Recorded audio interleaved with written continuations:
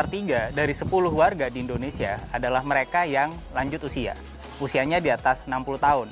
Nah, mereka yang warga senior ini itu punya banyak problematika yang sedikit berbeda dibandingkan usia sebelumnya.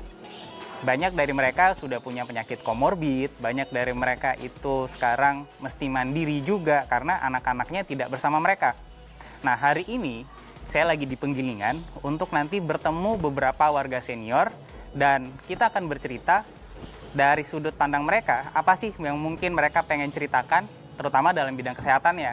Karena kita ingin mereka juga hidup sehat meskipun warganya usianya senior.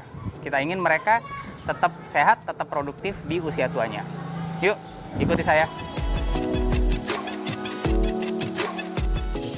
Assalamualaikum. Waalaikumsalam. Silakan duduk, Pak Dokter. Pak Eman. Ya, silakan duduk. Baik.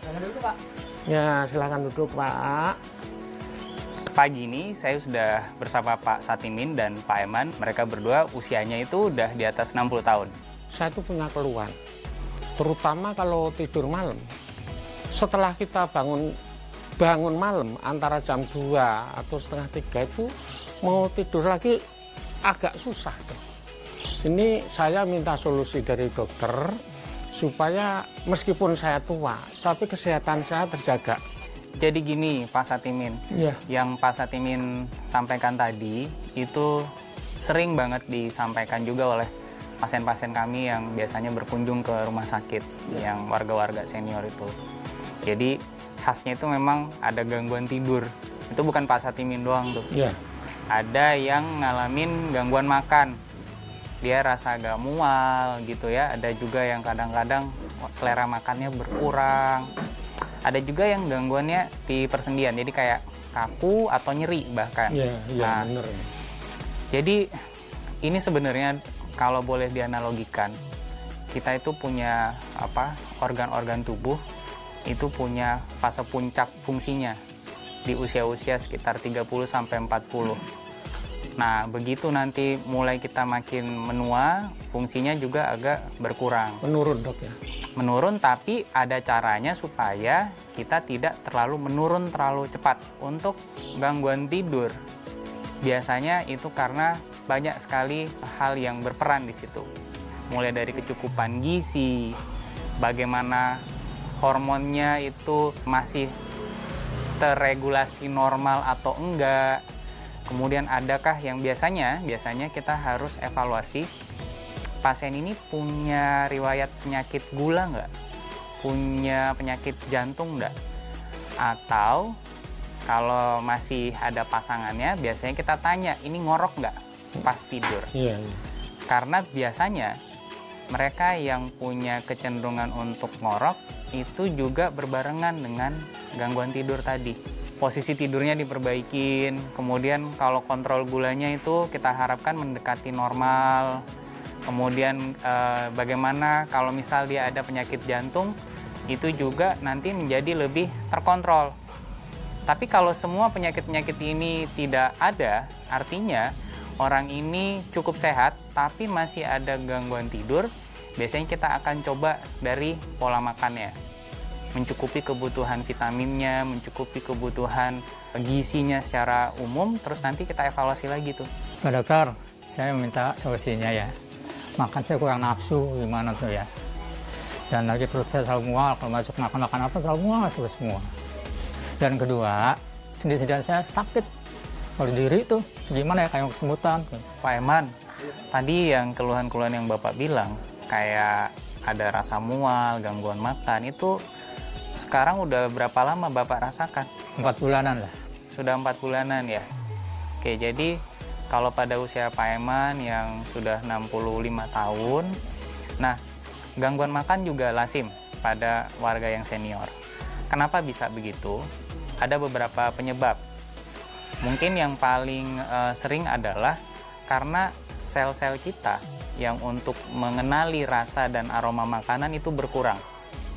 Jadi yang tadinya mungkin makanan favorit kita, aromanya udah bikin selera makan kita muncul, sekarang sudah berkurang.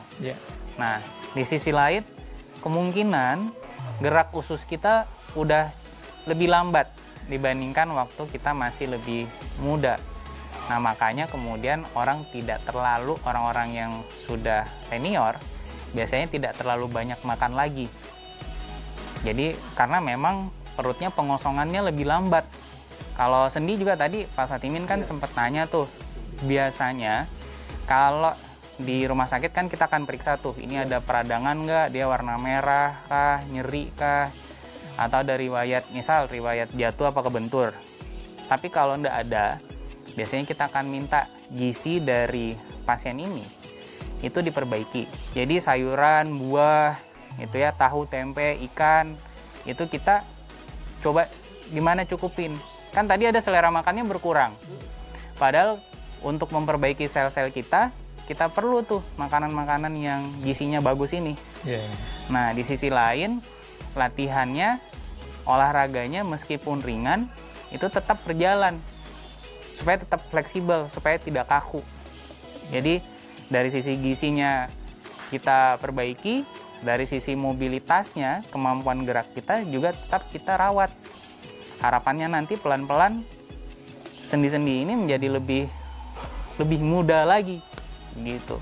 Dok, saya mau nanya, permasalahan penambahan gizi atau pemasukan ke gizi kita itu pada umumnya harus nambah suplemen.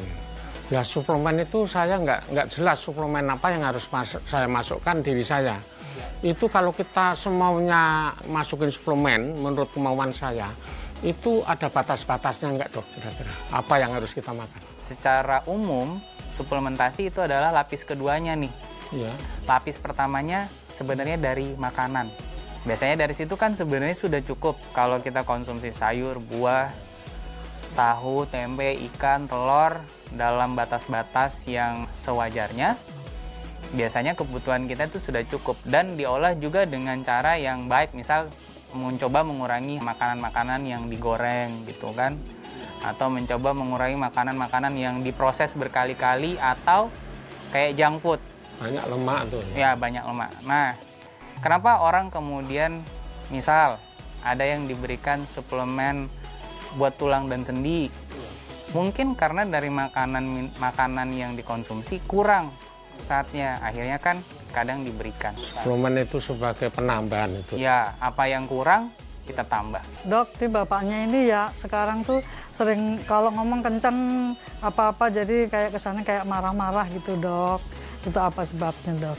Ada beberapa penyebab, baik itu secara fisik.